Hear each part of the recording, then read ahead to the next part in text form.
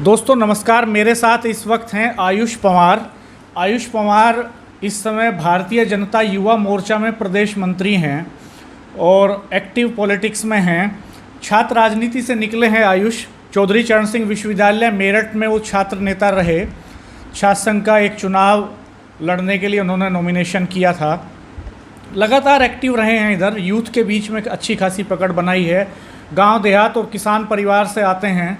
तो हम आयुष से बात करेंगे कि इस समय छात्र राजनीति की स्थिति क्या है, युवाओं की सियासत में स्थिति क्या है, वो किस तरह से आंक रहे हैं। आयुष जी नमस्कार, आपका स्वागत है। नमस्कार भाई साहब, धन्यवाद आपका।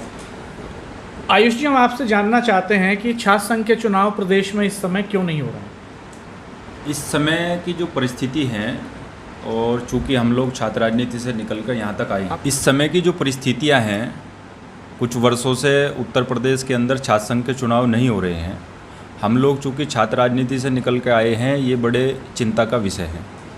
और पार्टी लाइन से भी यदि अलग हटके में बातचीत करूं, तो मुझे लगता है कि उत्तर प्रदेश के विश्वविद्यालय में पढ़ने वाले छात्रों को इसकी मांग करनी चाहिए और छात्र संघ चुनाव निश्चित रूप से इस राजनीति को जिंदा करने के लिए होने चाहिए। छात्र राजनीति की अहमियत क्या है किसी भी नौजवान के लिए? छात्र राजनीति की अहमियत बहुत बड़ी है। तमाम देश में जितने बड़े आंदोलन हुए हैं, अभी हाल फिलहाल में अन्ना हजारे जी का आंदोलन हम लोगों ने पूरे देश में देखा है। भ्रष्टाचार के खिलाफ एक लंबी लड़ाई लड़ी गई। उसमें युवाओं का विशेष योगदान पूरे देश भर में हमें देखने को मिला। हमारी भी उसमें भूमिका रही कहीं ना कहीं, प्रत्यक्ष अप्रत्यक्ष रूप से। लेकिन आज का विषय चूँकि छात्र राजनीति आज के समय में कहीं ना कहीं एक दम तोड़ रही है। और चूँकि हम लोग इस फील्ड से निकलकर यहाँ तक पहुँचे हैं, किसान, मजदूर, गांव, नौजवान से जुड़े हुए जितने विषय हैं, उनको लेकर के छात्र राजनीति में लोग आते थे और वो देश के राजनीतिक दलों में आकर के नेतृत्व करते थे। ऐसा पिछले कुछ समय से देखने को बहुत कम मिल रहा है।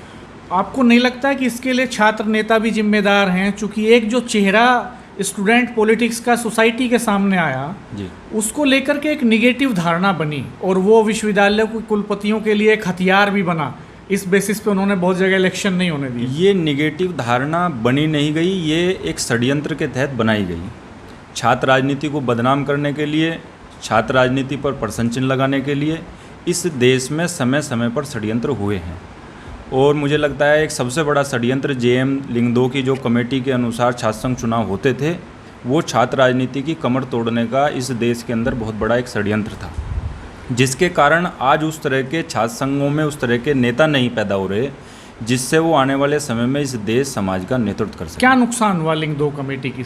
लिंग 2 कमेटी से ऐसे स्टूडेंट्स, ऐसे नौजवान जो राजनीति की मुख्य धारा के साथ जुड़ करके जीवन भर राजनीति को अपना मान करके राजनीति करना चाहते हैं, वो लोग उससे दूर हो गए।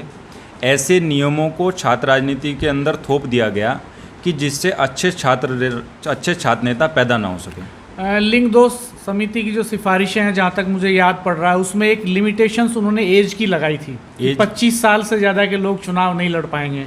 बिल्कुल। तो उससे पहले एक धारणा ये थी कि कैंपस में, कॉलेजों में इलेक्शन लड़ने के लिए कुछ लोग 40-40, 45-45 साल की उम्र तक एडमिशन्स लेते रहते थे। तो ये तो एक रिफॉर्म हुआ ना? रिफॉर्म हुआ, लेकिन उसे एकदम इतना कम कर देना 25 वर्ष तक। मुझे लगता है जो छात्र शोध छात्र हैं, शोध छात्र 28-30 साल तक चुनाव उसे लड़ना चाहिए। इस तरह का कुछ परिवर्तन नियमों का लिंग 2 कमेटी में होना चाहिए। 25 वर्ष एक कर देना ये उचित नहीं है। हाँ, 40 वर्ष भी उचित नहीं है, मैं आपकी इस बात से सहमत हूँ, लेकिन 25 वर्ष भी उचित नहीं है। क्या आपको व्यक्तिगत तौर पे भी कोई नुकसान हुआ? हाँ, व्यक्तिगत तौर पर मुझे नहीं, बल्कि मुझे लगता है कि जितने छात्र राजनीति से निकले हुए लोग आज सक्रिय राजनीति में हैं या जो आना चाहते हैं आगे छात्र राजनीति में, ऐसे हज़ारों नौजवानों को नुकसान हुआ कि जो लोग छात्रों, नौजवानों की लड़ाई लड़ते थे, विश्वविद्यालय उन पर कोई अनुशासनात्मक कार्रवाई कुलपति के द्वारा, चूँकि वो कुलपति के खिलाफ आंदोलन करेगा छात्र विश्वविद्यालय में, वो विश्वविद्यालय के भ्रष्टाचार के खिलाफ आवाज़ उठाएगा, तो वहाँ का चीफ प्रोक्टर अनुशासनात्मक कार्रवाई उसके ऊपर निश्चित रूप से नोटिस जारी करेगा। कहीं ऐसा तो नहीं आयुष जी कि जो मूवमेंट्स हैं वो समस्याओं के इर्द गिर्द खड़े होते हैं, तो ऐसा तो नहीं है कि छात्रों की समस्याएं खत्म हो गई हों सभी, इसलिए मूवमेंट पीछे चले गए हों, इसलिए धरना प्रदर्शन, छात्र संघ के चुनावों की ज़रूरत ही नहीं रह गई हो? नहीं, छात्रों की समस्याओं का सवाल अलग है। मुझे लगता है कि छात्रों की समस्याएं तो अभी ख़त्म होने का कोई प्रश्न ही नहीं अभी किसी के सामने है। वो ना ख़त्म अभी हुई हैं और ना अभी ख़त्म होने का कोई, मुझे लगता है उस पर ज़्यादा सवाल इस बात का है कि छात्र राजनीति जो विश्वविद्यालयों के अंदर पूरे देश में, दिल्ली में, तमाम प्रदेशों के राज्य विश्वविद्यालयों में, केंद्रीय विश्वविद्यालयों में होती थी, नौजवान केवल छात्र राजनीति की नहीं, छात्रों से जुड़े हुए मुद्दे की नहीं, अपितु पूरे देश की जो समस्या होती थी उन पर भी छात्र विश्वविद्यालयों में विचार विमर्श छात्र करते थे। क्या आप अपनी पार्टी के जो सीनियर लीडर्स हैं उनके साथ कभी आपने इस पे चर्चा की है, या वो कभी ऐसी चर्चा करते हों कि चूंकि आपकी पार्टी का तो एक ABVP नाम का संगठन भी है, सीधे तौर पे पार्टी नहीं कहती है कि वो हमारा है, लेकिन RSS से जुड़ा हुआ एक अनुषांगिक संगठन है और वो लगातार स्टूडेंट पॉलिटिक्स में इंटरफेरेंस करता है, इलेक्शंस फाइट कराता है, संगठन फ्रेम करता है, लंबे समय से प्रैक्टिस चली आ रही थी, तो वो ABVP के वजूद पर भी सवाल इससे तो खड़ा नहीं, होगा। विद्यार्थी परिषद हमेशा सरकार का कोई भी गलत निर्णय हो, जहाँ तक मैं भी विद्यार्थी परिषद का कार्यकर्ता रहा हूँ, और सरकार किसी की भी हो, चाहे हमारी हो या किसी और की हो, विद्यार्थी परिषद ने हमेशा उस बात के खिलाफ आवाज़ उठाई है। सरकार के खिलाफ भी कई निर्णयों पर, केंद्र सरकार के भी, राज्य सरकार के भी कई निर्णयों पर पिछले लंबे समय से हमारी सरकार है, लेकिन विद्यार्थी परिषद ने खुल करके अपनी बात रखी है और सरकार के किसी विचार के खिलाफ भी अपने विषय को रखा है। विद्यार्थी परिषद स्वतंत्र रूप से काम करने वाला एक संगठन है। आपको लगता है कि कैसे बहाल हो पाएगी ये स्टूडेंट पॉलिटिक्स?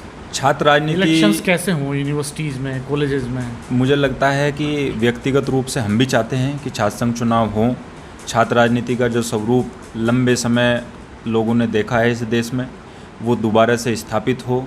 छात्र अपनी बात को किसी के ऊपर डिपेंड नहीं होना चाहिए। आपको कितनी मदद मिली छात्र राजनीति से मेन स्ट्रीम पॉलिटिक्स में एंट्री करने में? मुझे तो लगता है हमें तो पूरी मदद ही छात्र राजनीति से मिली। एक सामान्य किसान, गरीब, नौजवान, मजदूर का बेटा यदि राजनीति में, सक्रिय राजनीति में किसी भी दल की आना चाहता है, तो मुझे लगता है उसके लिए एक ही रास्ता है, वो है छात्र राजनीति, और इसीलिए उस पर षड्यंत्र होता है। मेरा ऐसा अपना मानना है। आपका सपना क्या है? आप कहाँ तक जाना चाहते हैं पॉलिटिक्स में? कहाँ तक देखते हैं खुद को आप जा सकते हैं यहाँ? मेरा सपना यही है कि चूँकि मैं भारतीय जनता पार्टी के संगठन में हूँ, लंबे समय से काम भी कर रहा हूँ, विद्यार्थी परिषद में भी किया है, इसलिए मैं संगठन के अनुरूप ही अपने भविष्य को देखता हूँ। और बीजेपी चूँकि हमारी पार्टी ऐसी है कि जहाँ छोटे से छोटा कार्यकर्ता भी बड़े से बड़ा सपना देख सकता है, इसलिए भारतीय जनता पार्टी के शीर्ष नेतृत्व पर हम सब लोग विचार करते हैं और मेरा भी यही विचार है, हम वहाँ तक जाना चाहते हैं। धन्यवाद आयुष जी।